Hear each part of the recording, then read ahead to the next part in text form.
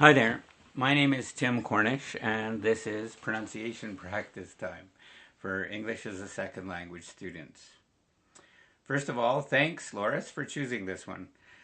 I went to school near Vancouver at Simon Fraser University. I love Vancouver. Vancouver is a wonderful, picturesque city with warm and wonderful people, and I hope someday you get a chance to go there. Vancouver. It is not uncommon to hear visitors to Vancouver praise the city as one of the most beautiful in the world.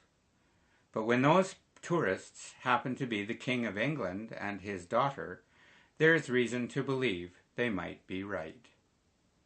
Such was the case when former King George VI toured British Columbia with his daughter, Princess Elizabeth, in 1939.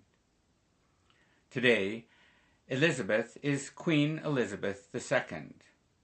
Upon their visit to Vancouver, Her Majesty was heard to say, "This seems to me the place to live." Her words reflect the feelings of millions of people who see the city of Vancouver as a shining jewel in Canada's national crown. Perhaps the most obvious reason for Vancouver's high praise is the city's location. Built on the Burrard Inlet on British Columbia's west coast, Vancouver has one of the most scenic backdrops in all of Canada. On one side, there are the snow-crested peaks of the Rocky Mountains. On the other lies the vast waters of the Pacific Ocean. A visitor to Vancouver can wake up to an early swim in the ocean, spend the afternoon hiking through the city's extensive parklands, and wind up night skiing on one of the many surrounding slopes. No other city in Canada can offer such a wide variety of activities to its residents. The history of the area dates back to around 500 BC, when coastal Indians became the first permanent settlers. Although a Spanish naval vessel is reported to have dropped anchor here in 1791, it was the arrival of Captain George Vancouver of Britain a year later that marked the beginning of European settlement in the area.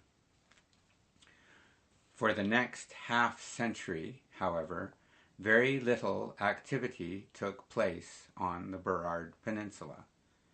This finally changed in the 1860s, when a new brickyard and several sawmills began to draw people to the area. Originally known as Granville Town Site, the small settlement officially became the city of Vancouver in 1886. In May of the next year, the Canadian Pacific Railway tracks finally arrived in Vancouver. With the new railway line linking the city to the rest of the country, Vancouver experienced a major boom in business and population. The city's deep, natural, year-round harbor helped Vancouver grow into Canada's main west coast seaport, while the warm climate and scenic beauty made it a favorite destination for new immigrants to Canada. In 1900, Vancouver's population had grown to just over 100,000 people. Today, it ranks third, behind Toronto and Montreal, on the list of Canada's largest cities. Over 1.3 million people live and work in the metropolitan area of the city of Vancouver. This area includes such attractions as Vancouver's famous Stanley Park, the 1,000-acre wilderness reserve in the heart of the city features a zoo, a public aquarium complete with whales and dolphins, thousands of walking trails, and a stunning view of the city and its harbor. With so many splendid features, it's no wonder Queen Elizabeth named Vancouver the place to be on Canada's west coast. I hope you get a chance to go there. And when you do, visit Simon Fraser University. It's great. Thank you. My name is Tim Cornish. This was done for educational purposes only. Have a great day.